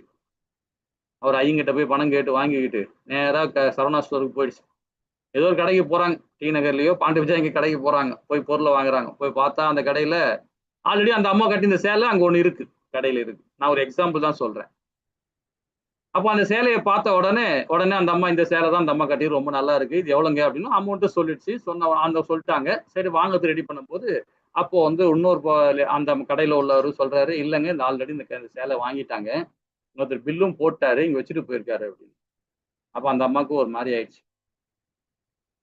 அப்போ உடனே சரி வேற சேலை இல்லையா, வேற இல்லை, இது ஒண்ணுதாங்க இருக்கு அப்படின்னு. உடனே இன்னொரு கடைக்கு போகுது. இப்போ ரங்கநாதூர்ல போனா, அந்த டி நகர்ல போனீங்கன்னா ஏகப்பட்ட கடைங்க வரிசையா இருக்கும். இப்போ மதுரையில போனா, திருச்சியில போனா, எங்க போனாலும் சரி கடைங்க நிறைய இருக்கும் இல்லையா? ஒரு கடையா மாறி மாறி மாறி பார்த்துன்னு போயின்னுக்குறாங்க. கிடைக்கவே இல்லை கடைசி வரைக்கும். அப்ப என்ன ஆகும் பாருங்க. பஸ்ஸை பிடிச்சி பணத்தை கொண்டு வந்து ஒரு சேலையை பார்த்து கடைசி சேலை கிடைக்காம போய் எவ்வளவு விரக்தி ஆயிடும் இல்லையா? இதுதான் ரொம்ப அழகா 3ஆம் அத்தியாயத்துல பகவான் சொல்றாரு. ஒரு பொருள் மேல பற்று தான் வந்து மோகம். அந்த மோகம் வந்து காமமா மாறும். ஒரு பொருள் கிடைக்கல என்ன ஆகும்? காமம். அடுத்து காமம் தான் மாறும், கன்வெர்ட் ஆகும். காமம் கன்வெர்ட் ஆச்சுன்னா என்ன பண்ணுவோம்? ஆஹா, இவ்வளவு கஷ்டப்பட்டு நம்ம பொருள் எடுத்தாந்து காசு எடுத்தாந்து பார்த்துட்டு வாங்க முடியாம போச்சு அப்படின்னா வரும், கோபம் வரும், எரிச்சல் அடையும். அப்ப எரிச்சல் அடையும் என்ன தெரியுங்களா? உடல்ல ஆட்டோமேட்டிக்கா பிரஷர் வர ஆரம்பிச்சிடும். கோவப்படணும் என்ன பிரஷர் வரும், தன்னிலை இழந்துரும் நாம, இல்லைங்களா? கடைசி வீழ்ச்சி அடைவோம். அப்போ ஒரு பொருள் மேல நாம பற்று வச்சோம், மோகம் வச்சதுனாவே அது காமமா மாறும். காமமா மாறிச்சுன்னா என்ன ஆகும்? வீழ்ச்சி தான் அடையும், இல்லைங்களா? இது நான் ஒரு பொருள் தான் சொன்னேன். அதே ஒரு உயிர் மேலேயும் பற்று வச்சாலும் இதே ப்ராப்ளம் தான். அளவுக்கு அதிகமான பற்று, பணம், பொன், பொருள் எதுக்கு மேலேயும் அதிகமான பற்று இருக்கக்கூடாது. பற்று இருந்தா நாம கண்டிப்பாக குடும்பத்துல பிரச்சனை வரும், சமுதாயத்திலையும் பிரச்சனை வரும், இல்லைங்களா? அப்ப அளவு அதிகமான பற்றுகளை ஏற்படுத்தும் காவல். பாரபட்சம். திருதராசோட பாரபட்சம் என்னன்னா, பாண்டோட பையன் இவனோட பசங்க எல்லாம் ஒண்ணுன்னு நினைக்கணும். அது ஒரு பக்கம் இருக்கட்டும். பாண்டு தம்பி பையன், இவரோட பையன், சரி ஓகே. மக்களையும் தன்னுடைய பையனா நினைக்கணும் அவர். ஏன்னா ஒரு நாட்டுக்கு ஒரு சக்கரவர்த்தி, தந்தைய ஸ்தானத்துல இருக்கிறவர் அவர், இல்லைங்களா? அப்ப நாட்டு மக்களையும் ஒண்ணு போலதானே பார்க்கணும் அவரு. மகன் பிரிச்சு பார்க்க கூடாது இல்லையா? ஆனா இவர் என்ன பண்றார்? பாண்டோட பிள்ளைய பாண்டுவா பாக்குற, தன்னுடைய பிள்ளைய தன்னுடைய பிள்ளையா பாக்குறார். அப்ப எப்படி ஒரு சக்கரவர்த்தியா இருக்க முடியும்? அந்த பாரபட்சம் இருக்கு, யாருக்குமே இருக்கக்கூடாது. நம்ம கூட பாத்தீங்கன்னா பக்கத்து வீட்டு பையனோட நம்ம பிள்ளை மாதிரி பார்க்கணும். அதுதான் உண்மையான சனாதனம். எல்லா உயிர்வாளையும் ஒண்ணு போல பார்க்கணும், இல்லைங்களா? இதுதான் கீதை நமக்கு சொல்லி கொடுக்குது. அப்ப நான் என்னது என்ன மனநிலை வந்துரும். நான் என்ன நினைச்சேன், கால தூக்க ஆரம்பிச்சிரும். இது ஏன் பணம், இது என் வீடு, இது என்னுடைய நாடு, இது என்னுடைய பேனா, இது என்னோட பொருள் அப்படின்னு நினைக்கிறேன்னா கீதை அது உணத்துல. கீதை யாரும் உள் வாங்கல்னு அர்த்தம். எல்லாமே மாய, இல்லைங்களா? அது ரொம்ப உள்ள டீப்பா போவேன்னா, நிறைய போகும்போது ஒரு அத்தியாயம் போகும்போது விளக்கமா படிக்கலாம். எப்ப பாரபட்சம் வந்துருச்சுங்க, பாரபட்சம் வந்துன்னா என்ன ஆகும்? நான் எனது அந்த நிலைமை வந்துடும், இல்லைங்களா? அப்ப துரியோதனோட மனநிலை பாருங்க. எனது படையை பற்றி தற்பெருமையாக பேசிக் கொள்வது. நேர்மையானவர்கள் சந்தேகப்படுறான் துரியோதனன். ஏன்னாப்பா அவன் படையில என்னப்பா கொஞ்சம் பேர் தான்ப்பா இருக்காங்க, நம்ம சேனை ஏகப்பட்ட சேனை வச்சுக்கிறோம்ப்பா. அவன் அவ்வளவு சேனை தான் வச்சுக்கிறான், நம்ம ஏகப்பட்ட சேனை வச்சுக்கிறோம். நம்ம படைகளை எவ்வளவு பேர் எப்படி என்னுடைய தாத்தா இருக்கான், பீஷ்மர் இருக்கிறான், அவர் இன்னாருன்னா போதும் எல்லாம் ஓடிடுவாங்க. அப்படி தடையை பத்தி பெருமையா பேசிக்கிறான். அதாவது மத்தவங்களை பத்தி பேசவே கூடாது, நமக்கு என்ன இருக்கோ அதுதான் பேசணும். ஆனா இல்லாதது பேசுறது தவறு. அடுத்தவங்களை சார்ந்து இருக்கிறான், இது அதை சொல்லி கொடுக்கவே இல்லை. அடுத்தவங்களை சார்ந்தே இருக்கக்கூடாது. மகனா இருந்தாலும் தாய் தந்தரியை சார்ந்து இருக்கக்கூடாது, தாய் தந்தரியும் மகனை சார்ந்து இருக்கக்கூடாது, மகனை சார்ந்து இருக்கக்கூடாது. மகன் மகளையும் தனி தத்துவமா இருக்கணும். அதுதான் கீதை நமக்கு சொல்லிக் கொடுக்கும், இல்லைங்களா? அப்படி இருந்துன்னா தற்பெருமை வந்துடும். என் பையனா அவன் ஐடில படிக்கிறான்பா, அவன் இங்க இருக்கிறான்பா, அங்க இருக்கிறாப்பான்னு சொல்லிட்டு அவனுடைய கால நிக்க பார்த்தான்னு வச்சுங்களேன், தன்னிலை இழந்துருவோம் நாம. அப்போ பகவான் மேல நம்பிக்கை இல்லை, இல்லைங்களா? பகவான் மேல நம்பிக்கை இருக்கிறவன் நிமிர்ந்து நிற்பான், யாரை பத்தியும் கவலைப்பட மாட்டான். அதை பத்தி எல்லாம் நம்ம விளக்கமா படிப்போம். அப்போ தனது படிப்பை தற்பெருமையா பேசுறான் துரியோதனன். அப்போ நேர்மையானவர்களை சந்தேகப்பட்டான். தற்பெருமை வந்துச்சு என்னது? இல்லாத பொருளுக்கு இருக்கிற மாதிரி சொல்லிட்டு இருப்பான். இங்க ஒரு முகம் இருக்கும், பின்னாடி ஒரு முகம் இருக்கும். அது என்னைக்குமே அழகல்ல. என்ன இருக்கோ அதான் கரெக்டா பேசணும், இல்லைங்களா? அப்ப நேர்மையான சந்தேகப்படுறான். யார? துரோணாச்சாரியரை சந்தேகப்படுறான். முக்கியமா அவரை மேல சந்தேகப்பட ஆரம்பிச்சிட்டான். அவரையும் போய் சந்தேகப்பட்டு அவரை புண்படுத்துறான். ஏன்னா நம்ம எதிர் சேனையில உள்ள தளபதி யாரு? இப்ப நம்ம தளபதி வந்து பாத்தீங்கன்னா பீஷ்மர் இருக்கார். அந்த தளபதி யாரு இருக்கான்? உனக்கு பிரியமானவன், உன்னை கொல்லக்கூடியவன்.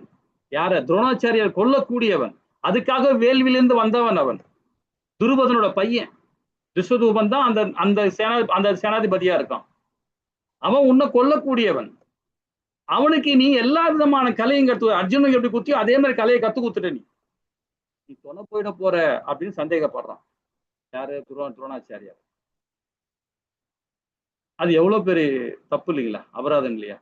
அப்போ இதுல நம்ம என்ன புரிஞ்சுக்கிறோம் பாருங்க, தற்பெருமை பாதுகாப்பு இல்லாம அறிகுறி. அது தற்பெருமை சொல்றது நமக்கு பாருங்க, இல்லாத இருக்குதுன்னு சொல்லவே கூடாது, இருக்கிறதையும் மறைக்க கூடாது. இதுதான் உண்மை இல்லைங்களா? ஹரே கிருஷ்ணா. அப்ப வாழ்க்கையான பாடம் என்ன புரிச்சுக்கிறோம்? சந்தேகப்படுதல் நம் வாழ்வில் நாம் சிலரை இழுக்கிறோம், அன்பு கூறுகளை புண்படுத்துறோம். அன்பு கூறுகள் நாம புண்படுத்துறோம். சந்தேகப்படவே கூடாது. சந்தேகப்பட ஆரம்பிச்சனாவே வாழ்க்கையில நிறைய ப்ராப்ளம் சந்திக்க வேண்டியிருக்கும். அப்படி நாமோ இந்த கீதை நம்ம நல்லா 18 அத்தியாயம் நல்லா உள்வாங்கின பிறகு பாருங்களேன், நீங்க யாரை பத்தியும் கவலைப்பட மாட்டீங்க, யாரை பத்தியும் பொறாம வச்சிருக்க மாட்டீங்க, யாரையும் சந்தேகப்பட மாட்டீங்க. ஏன்னா இது என்னுடைய கர்மா, நான் பண்ண கர்மாக்கு எனக்கு வந்த பிரதிபலன் இது அப்படின்னு நினைக்க ஆரம்பிச்சிருங்க. இதுதான் உண்மையான சனாதனம், இதுதான் வாழ்வியல், நமது வாழ்வியல். இதை நம்ம கீதை நமக்கு ரொம்ப அழகா சொல்லி கொடுக்குது. பாப்போமா? ஹரே கிருஷ்ணா. ஹரே கிருஷ்ணா மாதாஜி. இந்த பதம் படிக்கலாம் மாதாஜி. யாராவது படிக்கிறாங்களா குருஜி? நீங்க படிங்க, டைம் ஆச்சு, படிங்க மாதாஜி. நாலுல இருந்து படிக்க வைக்கலாம். இந்த ஒரு நிமிஷம்.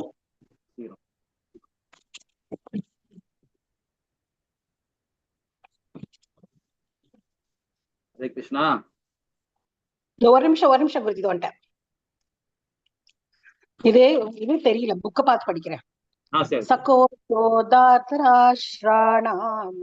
கிருதயானி வ்யதாரயத் நபஷ்ச பிருத்திவீம் சைவ துமுலோப்யனுநாதயன். ஹரே கிருஷ்ணா. பல்வேறு சங்க ஒலிகள் முழக்கம் எதிரொலியாக எழுந்து பூமி வானம் நடுங்க மாறி எதிரொலிக்க திருதராஷ்டிர மகன்களும் இதயங்களும் சிதறி போயின. இப்ப பாத்தீங்கன்னா அங்க துரியோதனன் சந்தேகப்படுறான் துரோணாச்சாரியார். உடனே இவர் என்ன பண்ணாரு, பிரச்சனை வேற மாதிரி, நமக்குள்ளே சண்டை வந்துடக்கூடாதுன்னு சொல்லிட்டு பீஷ்மர் என்ன பண்ணி சங்கு ஊதிட்டார்.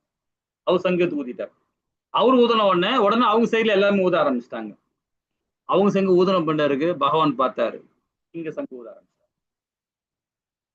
இவங்க சங்கு எடுத்து ஊதன உடனே அவங்க எல்லாம் அங்கெல்லாம் அப்படியே நடுங்க ஆரம்பிச்சிட்டாங்க, அந்த சைட்ல உள்ளவங்க. ஏன்னா பகவானுடைய சங்குநாதம் எப்படிப்பட்ட சங்குநாதம், பீமனோட சங்குநாதம் எப்படிப்பட்ட சங்குநாதம், அர்ஜுனோட சங்குநாதம் எப்படிப்பட்ட சங்குநாதம். இந்த 6 பேரும் சங்கு எடுத்து ஊத ஆரம்பிச்சிட்டாங்க. ஊத ஆரம்பிச்சோன்னா அந்த சைட்ல எல்லாருமே பயம் வந்துடுச்சு.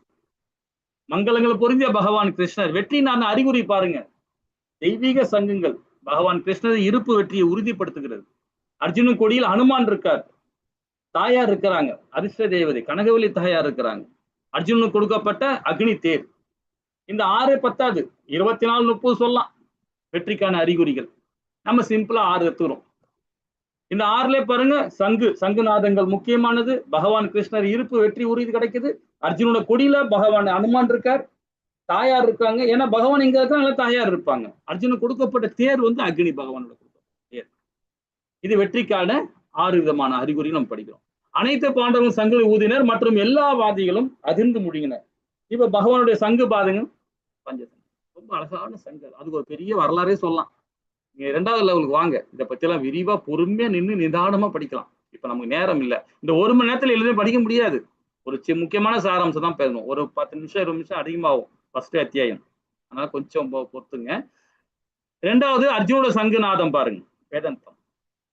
யுதிஷ்டிர மகாராஜா ஆனந்த விஜயம், பீமன் பவுண்டரம், நகுல் உபேசம், அதே மாதிரி சகாதேவ் மணிபுஷ்பம். இந்த 6 விதமான சங்குநாதங்கள்.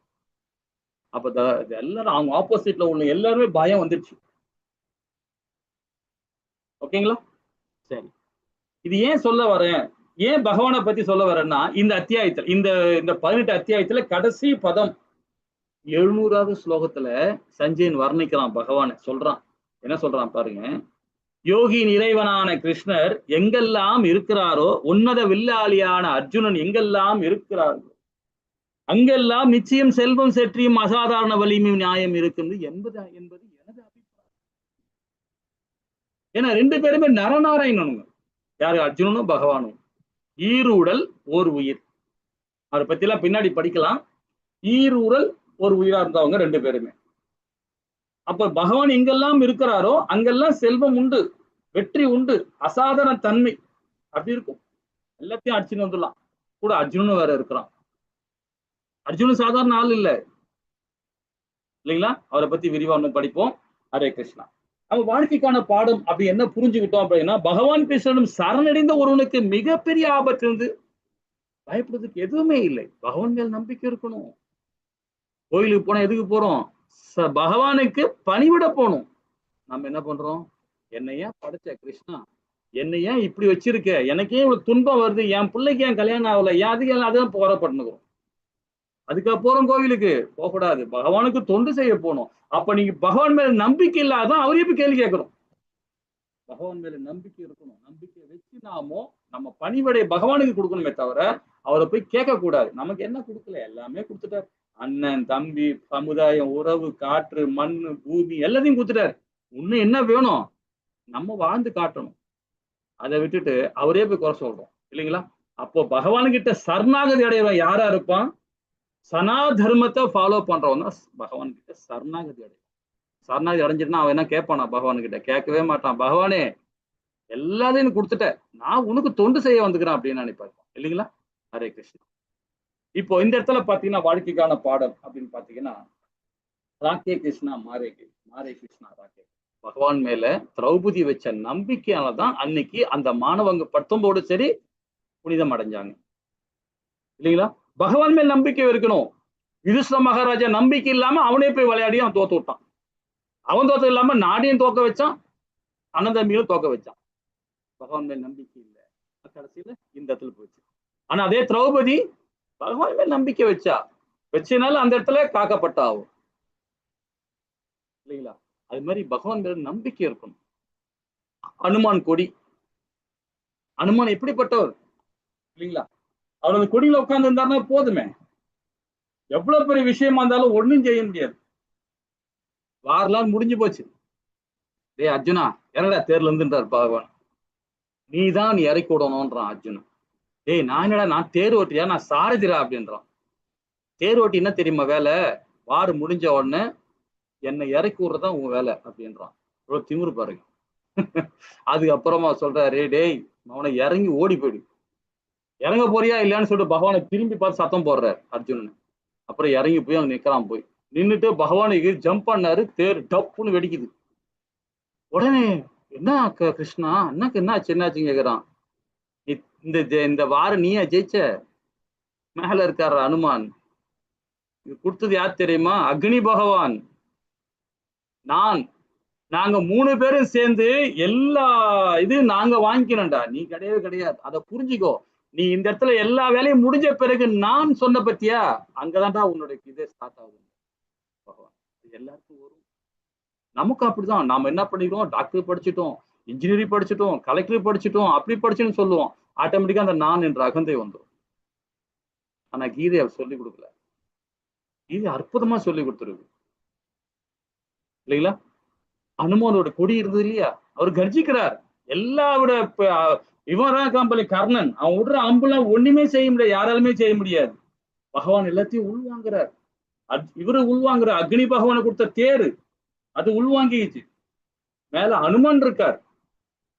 இவ்வளத்தையும் வாங்கிக்கிட்டாங்க. ஆனா இவன் என்ன பண்றான்? நான் என்ற அகந்தி வந்துடுச்சு இல்லைங்களா? ஹரே கிருஷ்ணா. நாம் கிருஷ்ணரின் பக்கத்தில் தர்மத்தின் பக்கத்தில் இருந்தால் போதும். அவர் அனைத்து சகாக்களையும் நமக்கு உதவுவாங்க. அனைத்து சகாக்களும் உதவுவாங்க. சகாக்கள்னா யாரு? இந்த தேவர்கள் தான். சூரிய பகவான், சந்திர பகவான், பிரம்மா, எத்தனை பேர் இருக்காங்க, தேவாதி தேவர்கள்லாம் இருக்காங்க. எல்லாமே நம்ம துணை வருவாங்க. பகவான் மேல சரணாகதி அடையணும் இல்லைங்களா?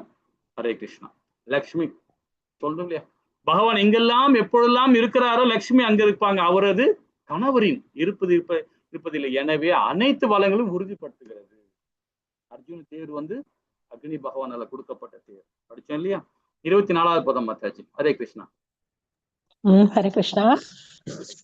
நானே படிக்கட்டுமா? படிங்க டைம் இல்ல, படிங்க. சஞ்சய உவாச்ச ஏவம் புக்தோ ஹ்ருஷிகேஷோ குடாகேஷன பாரத சேனயோர் மத்தியே ஸ்தாபயித்வா ரதோத்தமம். ஹரே கிருஷ்ணா. ஹரே கிருஷ்ணா. மாதா என்ன சொல்ற? சஞ்சயன் கூறினான், பரதகுலத்தேவர் அர்ஜுனனை இவ்வாறு கூறியவுடன் பகவான் கிருஷ்ணர் அவனது உத்தம ரகத்தில் இருதரப்பு சேனைகளுக்கு மத்தியில் கொண்டு போய் நிறுத்தினார். சஞ்சயன் சொல்றான், இவன் அர்ஜுனன் சொல்றான், பகவான் கிருஷ்ணா தேரப்புக்கு நல்ல கொண்டு போய் நிறுத்துன்றான். உடனே பகவான் கொண்டு போய் தேர் நிறுத்துறார். இது சுத்தி பாக்குறான். உடனே இது அப்படியே சஞ்சயன் வந்து திருதாஷ்டர் சொல்றான். அப்போட மனநிலை எப்படி இருக்கும் பாருங்க. ஆஹா, ஆறு நடக்காது பொழுகுதே, என்ன ஆயிட்டுன்னு தெரியலையே, இப்ப நிறுத்துறானே அப்படின்னு திருதாஷ்டருடைய மனநிலை இருக்கு. ஆனா அந்த நிலம் இல்லை. ஏமாற்றம், மனை முடிந்து போதல், இறப்பின் பிரிவு. அதாவது பாத்தீங்கன்னா, நிச்சயமானவர் மற்றும் எப்பொழுதுமே அவரது பக்தர்கள் தோல்வியடை செய்யாதவர். நமக்குள்ள பௌதீக உறவுகள் எதிரானது. எப்பவுமே பாத்தீங்கன்னா இந்த பௌதிக தன்மை நாம இருக்கோம். நம்ம எல்லாம் கரும்பிகள் தான், நம்ம எல்லாம் பௌதிகவாதிகள் தான். நம்ம ஒத்துக்கிறோம், பணம் சம்பாதிக்கணும், நம்ம பிள்ளைகளை படிக்க வைக்கணும், அவங்க நல்வழியில கொண்டு போகணும், ஒரு சமுதாயத்துல மேன்மையடை வைக்கிறோம், நமக்கு தேவை, சகல வசதியும் தேவை. அது நம்ம பௌதிகம் தான், பணம் சம்பாதிக்கிறோம் இல்லையா? ஆனா அது என்ன சொல்லுது வேதம்னா, பற்றற்ற தன்மையை தான் சொல்லுது. உனக்கு என்ன தேவையோ சமுதாயத்துல இருந்து எடுத்துக்கணும். நமக்கு என்ன இட்லி, 4 இட்லி கொடுத்தா போதும் சாப்பிட முடியும். 5 இட்லி 6 இட்லியும் சாப்பிட்டா உடலுக்கு தான் ப்ராப்ளம், நமக்கு ப்ராப்ளம் இல்லை, உடலுக்கு தான் ப்ராப்ளம். உடல் ப்ராப்ளம் ஆயிடுச்சுன்னா நமக்கு புத்தி வேலை செய்யாது, எல்லாமே பௌதிகம் ஆகிடும். பெரியவங்க சொல்லுவாங்க இல்லையா, 4 கை உனக்கு 4 கை வைத்தியன்னு சொல்லுவாங்க. ஸோ அது மாதிரி ஆயிடும். 4 கை தான் நம்ம சாப்பிடணும், அதிகமா சாப்பிட்டோம்னா நமக்கு பிரச்சனை தான் வரும். அது பௌதிகத்தன்மை. அதே மாதிரிதான் நம்ம சம்பாதிக்கணும், நமக்கு என்ன தேவையோ அது மாத்திரம் சம்பாதிக்கணும். அதிகமாக ஆசைப்படும் போது பாருங்க மற்றவங்களை வந்து திருடி சம்பாதிக்கணும்னு அர்த்தம். அது பௌதிகம் இல்லைங்களா? அப்ப நம்ம ஏமாற்றம் அடையும், எல்லா வகையும் பிரச்சனை இருக்கும். அப்ப நம்ம அது எப்படி இருக்கணும், பற்றற்ற தன்மையா இருக்கணும். நமக்கு போதுன்றதை நம்ம அதை வச்சு நாம உற்பத்திக்கணும். 8 மணி நேரம் வேலை செஞ்சா போதும், நம்ம வாழ்க்கையில 8 மணி நேரம் வேலை செஞ்சா போதும். 10 மணி நேரம் 12 மணி நேரம் சம்பளம், நிறைய பணம் கிடைக்கும். ஆனா என்னைக்குமே அது பிரச்சனை தான் இல்லைங்களா? பகவத்கீதை மகிழ்ச்சிக்கான வழி கொடுக்குது. விடுச்சி அடையாதவன் ஒருவரின் உறவை ஏற்படுத்தி கொடுக்குது. விழுச்சி அடையக்கூடாது. அதுக்கு என்ன குணம், கீதையே நல்லா உள்வாங்கணும் இல்லைங்களா? இப்ப இனிமையான உன்னதமான பகவான் அவரது பக்தர்களை சேவை செய்கிறார். எப்படி நம்மில் எவ்வளவு பேர் வகையான அதாவது ரதம் ஓட்டுறாரு பகவான், ஒரு தேர் ஓட்டுறாரு. யாருக்காக ஓட்டுறாரு?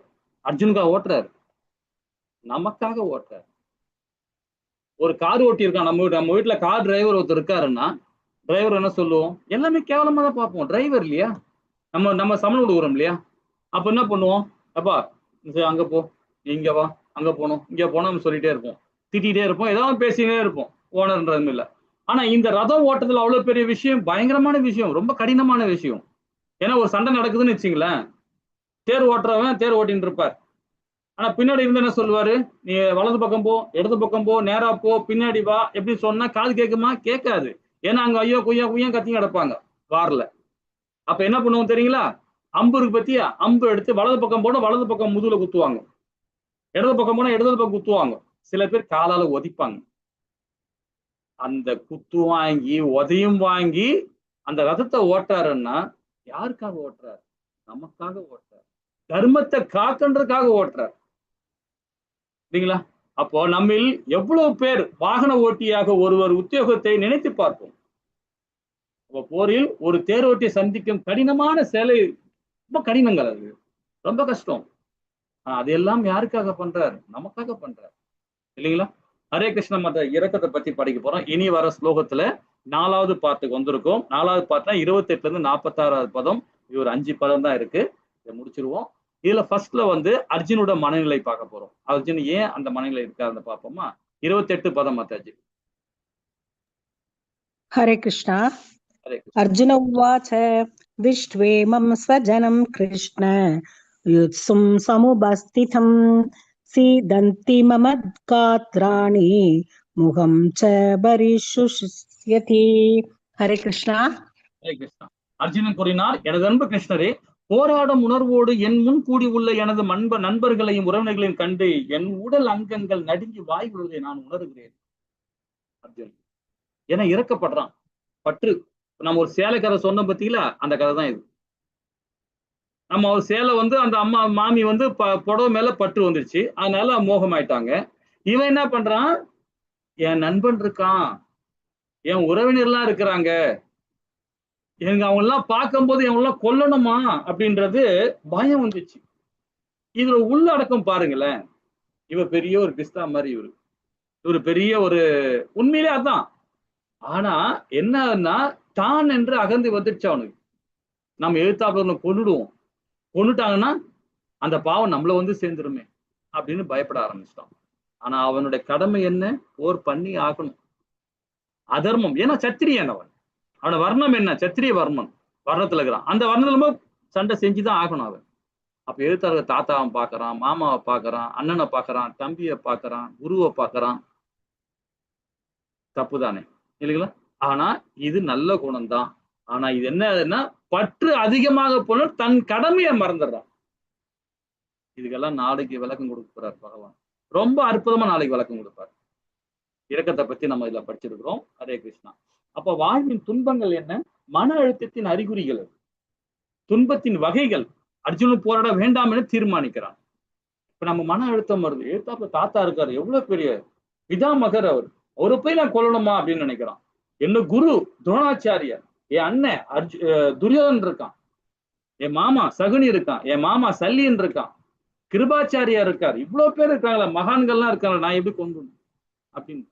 இப்ப துன்பத்தின் வகைகளை பார்க்க போறோம். இப்ப முதல் வகை தான் பார்த்திருக்கிறோம், இரக்கத்தை பத்தி பார்த்தோம். அர்ஜுனன் போராட வேண்டாம்னு தீர்மானிக்கிறான். அப்போ அவனுக்கு என்ன மாதிரி அழுத்தங்கள் வருது பாருங்க. பற்று அதிகமா வச்சுன்னா இந்த மாதிரி ப்ராப்ளம் தான் வரும்.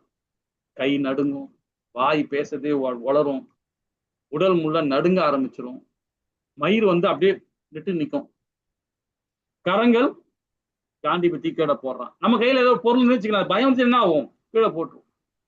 அந்த ஸ்கின் எல்லாம் அப்படியே எரிய ஆரம்பிக்குது, எரிச்சல் அடைக்குது, கால்கள் நிற்க முடியல, மனம் குழம்புகிறது. இது எது காரணம்? மன அழுத்தத்தின் காரணம்.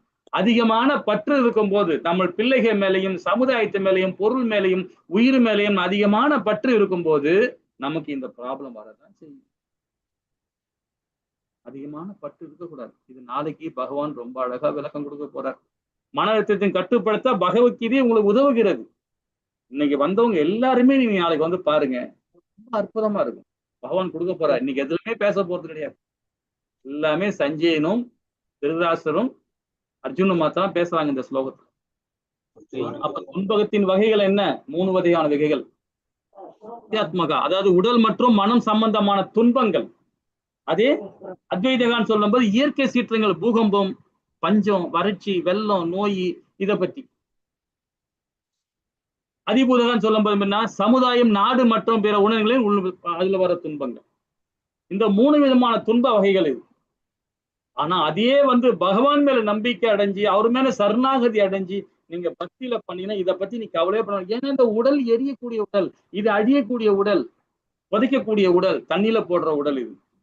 இதுக்கு நாம உடல் நினைச்சு நாம கஷ்டப்பட ஆரம்பிச்சோன்னா யதார்த்தத்தை மறந்துடுவோம், உண்மையை மறந்துடுவோம் இல்லைங்களா? அப்போ இது இந்த இயற்கை சீற்றங்களும் அது வரதான் செய்யும். வெயில் அடிச்சா மழை வரதான் செய்யும், பனிகாலம் வரதான் செய்யும், அது இயற்கை. அத வந்து அனுபவபூர்வமாக எப்படி ஹேண்டில் பண்ணணும் பார்த்தீங்களா? அதுதான் நம்ம முக்கியம் இல்லைங்களா? காட்டுக்கு போறாரு, ஒரு சன்னியாசி போறாரு, அவரு என்ன ஒரு வீடு கட்டிக்கிட்டு பங்களா கட்டினா உட்காந்துக்கிறாரு, ஒண்ணும் கிடையாது. இப்ப இருக்கிறவங்க இப்படி இருக்காங்க, விட்டுருங்க. ஆனா உண்மையா வந்து பாத்தீங்கன்னா ஒரு சன்னியாசி என்ன பண்ணுவான்?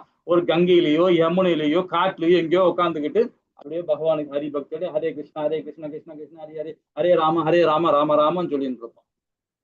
அவன் அதை பத்தி கவலைப்பட மாட்டான். ஏன்னா பகவான் மேல நம்பிக்கை இருக்கு இல்லைங்களா? ஹரே கிருஷ்ணா. இப்ப காரணங்கள் நம்ம தெரிஞ்சுட்டு வரோம். இன்பம், அதாவது இன்பன்மை பத்தி நம்ம இரக்கத்தை பத்தி தெரிஞ்சுக்கிட்டோம். 31வது பதம். அதுக்கு அடுத்தது பாவ செயல் 36, 45 குடும்ப பாரம்பரியம், இருமணம் 46. அப்பமா இப்ப தீர்மானம் எடுப்பது பகவத்கீதை ஒரு சிறந்த வழிகாட்டி நமக்கு இல்லைங்களா? ஹரே கிருஷ்ணா. இப்போ நம்ம 5 விதமான செயல்பாடு ரொம்ப அற்புதமா நம்ம பார்த்தோம். என்னென்ன பார்த்தோம் பாருங்க. அதாவது இன்பன்மை 31வது பதம், பாவ செயல், குடும்ப பாரம்பரியம், இருமணம். இந்த 5 விதமான செயல்பாடு அர்ஜுனனுக்கு மனநிலை வந்து போச்சு. இது எல்லாத்துக்கும் சொல்யூஷன் பகவான் வந்து நாளைக்கு சொல்ல போறார். ரொம்ப விரிவா கொடுக்க போறார். நாளைக்கு தான் பகவான் கிட்ட சரணாகதி அடைய போறான் அர்ஜுனன். ரொம்ப அற்புதமா இருக்கும். ரொம்ப விரிவா பார்க்கலாம் அது. ஹரே கிருஷ்ணா. அதாவது சண்டையிட மாட்டேன்னு சொல்றது 5 விதமான காரணங்கள். நாளைக்கு பார்ப்போமா? ஹரே கிருஷ்ணா. சரி, இப்ப நாம என்னென்ன பார்த்தோம்ன்றது ஒரு சின்ன விளக்கம் பார்த்துடலாம். இதுல என்ன சொல்லப்படுதுன்னா, திருதராஷ்டிரனோட அதாவது பகவத்கீதை உரைக்கப்பட்ட சூழ்நிலை, திருதராஷ்டிரோட மனநிலை, துரியோனோட மனநிலை. துரிதாசனோட மனநிலை சந்தேகம், பயம், பாரபட்சம் பார்த்தோம் இல்லைங்களா? துரியோட மனநிலை சண்டைய, அதாவது தனது படையை பற்றி பெருமையாக பேசிக்கொள்வது, நேர்மையாக சந்தேகப்பட்டது. மங்களம் பொருந்திய பகவான் கிருஷ்ணர் 12ல இருந்து 20 பதம் வரைக்கும், அதாவது பாண்டவர் வெற்றிக்கான அறிகுறிகள், தெய்வீகமான சங்குகள், பகவான் கிருஷ்ண இருப்பு வெற்றியை உறுதிப்படுத்துகிறது, அர்ஜுனோட கொடி, அனுமான் கொடி, லக்ஷ்மி தேவி தாயா இருக்காங்க, அதிர்ஷ்ட தேவதை இருக்காங்க, அர்ஜுனு கொடுக்கப்பட்ட அக்னி தேவி இல்லைங்களா பார்த்தோம். பகவான் அவரது பக்தர்கள் நேசிக்கிறார். எப்படி? பகவான் என்றும் நலன் விரும்பி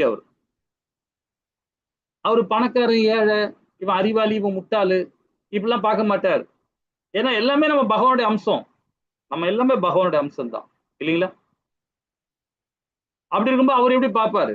அவர் பார்க்கவே மாட்டார். பகவான் பக்தர்களுக்கு சேவை செய்கிறார். எதுக்காக? அந்த கல்லடிப்பட்டு, அம்பு குத்தி அடிபட்டு ஒரு சாரதியாய்ந்து அந்த தேரை ஓட்டுறார். தேரை ஓட்டி தர்மத்தை காதுக்காக ஓட்டுறார், நமக்காக உழைக்கிறார் இல்லைங்களா? அதை நம்ம புரிஞ்சுக்கணும்.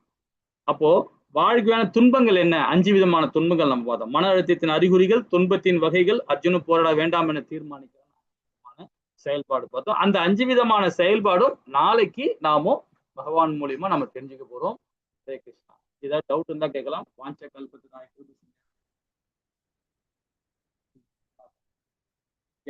அத்வைச கதாதார சிவாசாதி கௌரவ. ஹரே கிருஷ்ணா ஹரே கிருஷ்ணா கிருஷ்ண கிருஷ்ண ஹரே ஹரே, ஹரே ராம ராம ராம. ஓம் ஹரே கிருஷ்ணா. ஏதாவது டவுட் இருந்தா கேட்கலாம். ஹரே கிருஷ்ணா.